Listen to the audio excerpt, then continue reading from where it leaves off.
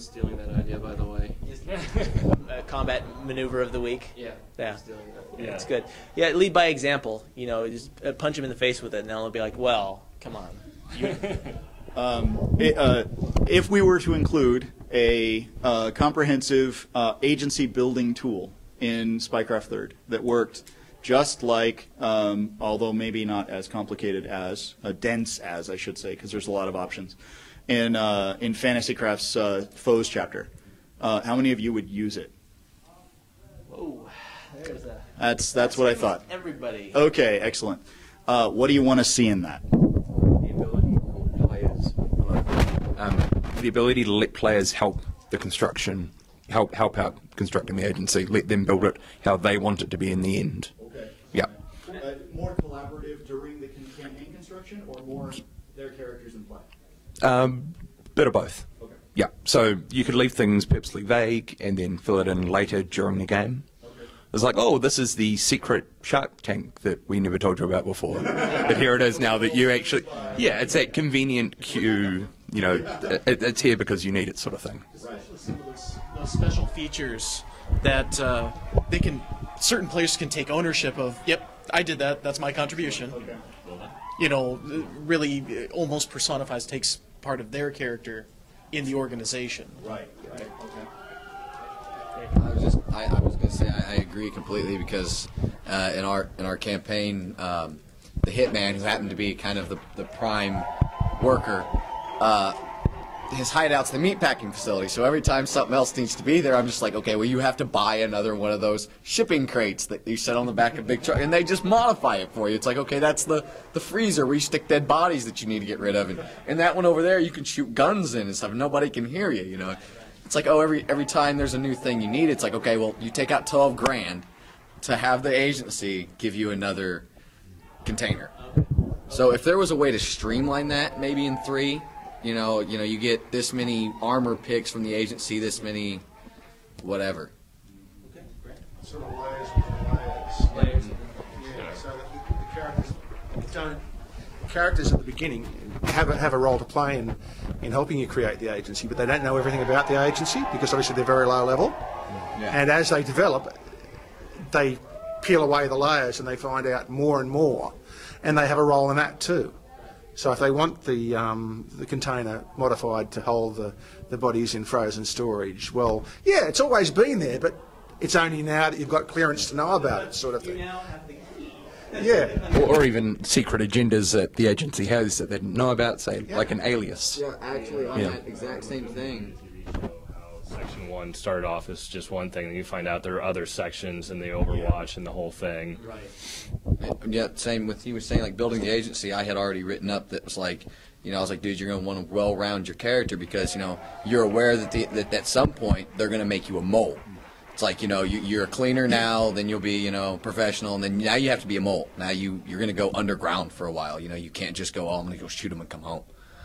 You know, so I definitely agree with being able to build the agency up and be part of building it. Excellent. Good. Okay. Well, we're not going to put that in the book then. No, that was dead on arrival.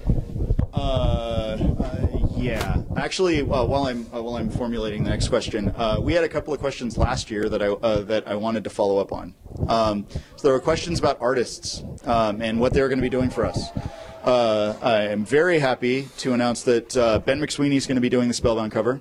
It is done. Yeah, we just received we received it Friday, I believe. No, Tuesday. We received it Tuesday. It is gorgeous, and we'll be premiering it in a couple months when we get a little closer to the release, because it's a November book. And the other one that was frequently asked, because it's a fan favorite, Veronica Jones has done the Adventure Companion cover, and it is unbelievably awesome. It's everything that we could have possibly hoped for. We pitched an idea at her, and she just was just like, wow, that's fantastic. I have to go off and do this. And there may actually be a little contest about that one when we premiere the cover. So watch for it, because it's interesting. It's got a little puzzle to it. All the crafty nerds will love it. Yeah, yeah. We premiered the 10 KB cover, the Spycraft cover. You'll see sometime after the new year, and when you do, it's gonna. I think it'll take you by surprise. It's a different kind of product than we've done before. Hello Kitty Spycraft. That's right. Yeah. Right now. Yeah, exactly. He's got a little bow in his head. You're gonna get the Order of the Stick guys to do the cover. Yeah. It shoots hearts. My last question, and then we'll wrap this one up. What is the one thing that you feel that we have never done in Spycraft that you absolutely have to have?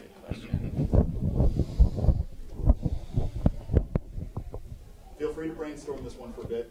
It's a tough question. We've done a lot. I really want a stronger background generation system. Okay. You know, not that the player or the GM has to feel that they're tightly adhered to, but it offers a springboard for ideas to wrap that character further into the plot line. Really, and yeah, give them some baggage, something for the player to overcome. In your perfect world, would something like that be more like questions or guidance or something else, random generator? I'm just trying to... Well, I think you could adapt it as a random generator, but honestly, questions would almost seem better in a way to, all right, think of your character, think of their mindset, be that character. Now I'm going to ask you some questions. Answer them truthfully. It's like the old Ultima character generation, and then like the answer, and you say, well, that leads to these talents. And then the next question has to do with specialties. It'll lead you there, Right. and things along those lines. Right. So you'd actually prefer that it generated, or maybe perhaps presented some examples that things will represent your background. Yeah. So here's some talents that might fit. Right. I'm not a big fan of random character generation at all. Right. But I think, like asking questions and then a list of answers and talents that kind of play out where that answer would be coming from is sort of what I was And that's thinking. something that may not even have to be in the core book, but could even be a download or a file on the website to be as a play aid if there's no room. It could be, but there's a lot of nodding heads in here, so that tells me that there might be a bigger appeal than just like, well, come to our website. We don't like to hide our toys; we like to share them. I'm sorry, repeat the question. What's the one thing that you think we've never done that you want to see in third? Wow.